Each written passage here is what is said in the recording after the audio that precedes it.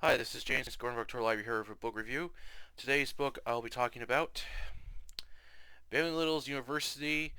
This was published by Stemet in 1995. It was originally published in Night School in 1994. This was one of the worst books I have ever read of this year. It was just absolutely terrible, and I was very disappointed with this book. I actually stayed up late to finish reading this book because it was so bad and boring. I just wanted to be done with it. It was one of the worst books I've ever read by this author. I tried The Store years ago. I didn't get far in that book. I'm considering trying that book again, but this is one of the worst books I have ever read. I just could not believe what I was reading, and it was. Uh, I even looked at during when I was like halfway through this book, and I was not enjoying it. I looked up reviews to see if other people liked it or not, and it's yeah. This isn't the author's like best work. As a lot of people disliked it as well. But I'll explain my review why I did enjoy this book, and honestly, to avoid this book at all costs, it's not worth reading. It's just not. It's terrible. Anyway, on to the review and spoiler alert, as I will be giving away crucial details within the story. Plot: Jim Parker works as a newspaper editor at UC Brea and is also returning for his fourth year. While he enjoys his job, however, something is bothering him about the university but can't put his finger on it. He tries talking to his mother about it, stating he'd rather stay home and find a job in California, but his mother doesn't want him to quit. Unable to continue the conversation, he quickly lies that he was joking. Faith Paulin, living with her mother and brother in a rough and dangerous area of California. Faith's relationship with her mother isn't going well as she's always going out with men for sex. Desperately trying to find work and get out of the hellhole, Faith doesn't want to spend the rest of her life here. After being rejected to join UC Brea, Faith applies to work at the library, allowing her into the university. After filling out a bunch of forms and answering a lot of questions, Faith is given a tour of the library while being told what she'll be doing. Not only is the library massive, but it has 6 floors of storage of books, documents, and other stuff. To gain access to these rooms, the library has an elevator that only the staff use. While being shown each storage room, Faith feels something terrible about the 6th floor and swears to avoid as much as possible. Strange yet horrifying events have been happening at UC Brea. One student is assaulted while walking back to her apartment. Another jumps to their death in front of a photographer, Richard Jameson, who was trying to get a pretty woman pose on the steps for a school photo. He quickly begins snapping photos of the bloody mess that has happened in front of them. The suicide event is posted in the following paper, but with a heavily edited photo. Jim is disturbed by this event, along with Richard's photos he took using a whole roll of film. When Jim and his friend Howie, a disabled person who has terminal cancer, go to the club to watch a band play, most of the students are there with a few locals. However, things quickly go bad as the crowd wants the singer to remove her clothes, yelling insulting words, then has a baseball thrown at her, which she storms off the stage, causing the crowd to get rowdy. Jim and Howie leave before things get ugly. Over the course of a full month, Jim, Faith, Professor Ian Emerson, and others begin to notice both students, teachers, and the staff are acting strange, violent, and hostile towards anyone who doesn't agree with them. Jim fires one of his writers, Steve, after failing to write of an event that happened during a history class and being rude towards him. Ian makes a shocking discovery when a close friend of his, Guilford Stevens, who hasn't shown up lately, has blown up a university in New Mexico, killing 10 people, and has given copies of plans to destroy UC Brea, along with a list of instructions how to make bombs.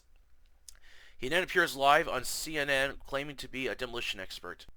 Jim plans to find out what's going on with the university and why it's causing so many people to act out their wildest and darkest fantasies, as the violence is growing worse, with students being abused by both students and teachers, with many of them being badly injured. Fights have broken out on campus, and racism towards other students has led to a group suicide. But over time, everyone who enters is being affected by evil, including Jim and those closest to him.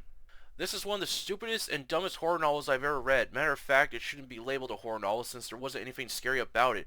Most of the time, this novel has graphic, shocking, disturbing, and very sickening scenes that made me cringe or quickly turn to the next page to forget about it. Later on, Bentley tries adding small amounts of jump scares towards the third act of the novel, but fails to deliver anything worth reading for. From the very beginning, I have envisioned university either being a haunted school with something supernatural going on, or a secret yet deadly cult using black magic. But I got none of that.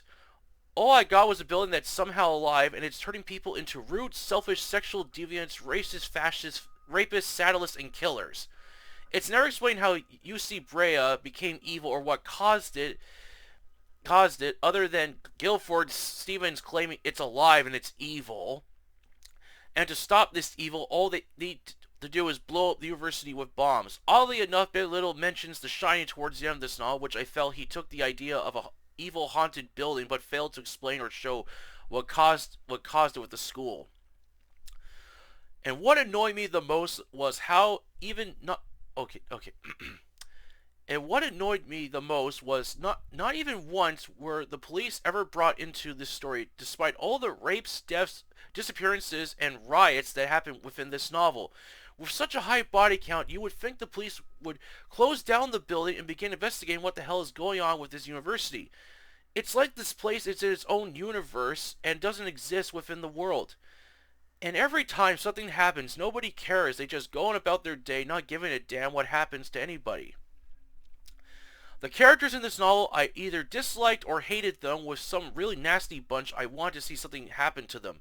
Faith has a horrible mother, which I wish she would smack her for all the miserable things she puts Faith and her brother through.